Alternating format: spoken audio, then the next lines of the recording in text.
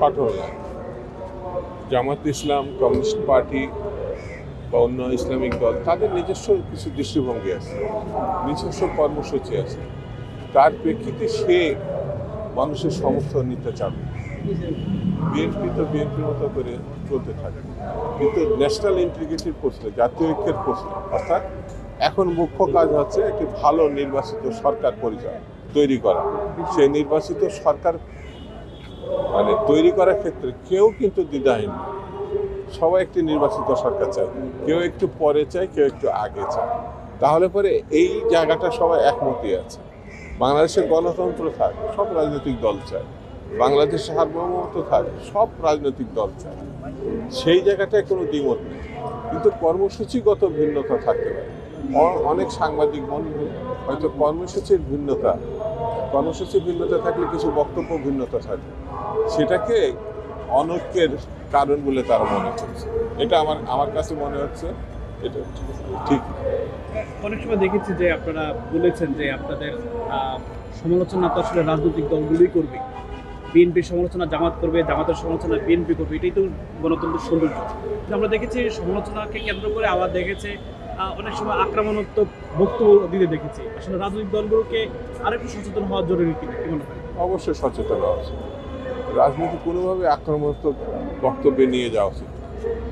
এই ক্ষেত্রে আমি বলবো সকল রাজনৈতিক দলের পরিপক্কতা, তাদের দীর্ঘ যে আন্দোলন সংগ্রাম, সেই জায়গাটা ধৈর্যশীলতা, এগুলো থাকা উচিত। রাজনৈতিক বক্তব্য উপস্থাপনের জন্য ব্যক্তিগত বা অন্যান্য প্রসঙ্গ আনা উচিত। রাজনৈতিক বক্তব্যই ধার্য করা উচিত। এই জুলাই আগস্টের যে পরিবর্তন, ছাত্র জনতার যে রক্ত, সেই রক্তের বিনিময়ে যে স্বাধীনতা, নতুন স্বাধীনতা, মানুষ মনে করে যে ৭১-এর যে স্বাধীনতা, তার ধারাবাহিকভাবে এই বিজয়ের মধ্য দিয়ে যে অধিকার তারা অর্জন করেছে, সেই অধিকার তারা প্রয়োগ করতে চায়। সেটি তারা প্রয়োগ করতে চায়, এবং প্রয়োগ করতে গেলেই তো নির্বাচন। সরকার ইতিমধ্যে ৫.৫ মাস চলে গেছে সরকারের।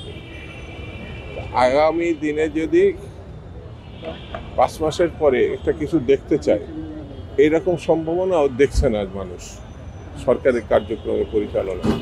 সেই জন্যই কিছুটা অস্থিরতা কাজ করছে। ২০ বছর যে জঞ্জাল সৃষ্টি হয়েছে, সেই জঞ্জাল পরিষ্কার করা হঠাৎ করে সম্ভব, এটাও আমি ব্যক্তিগতভাবে মনে করি।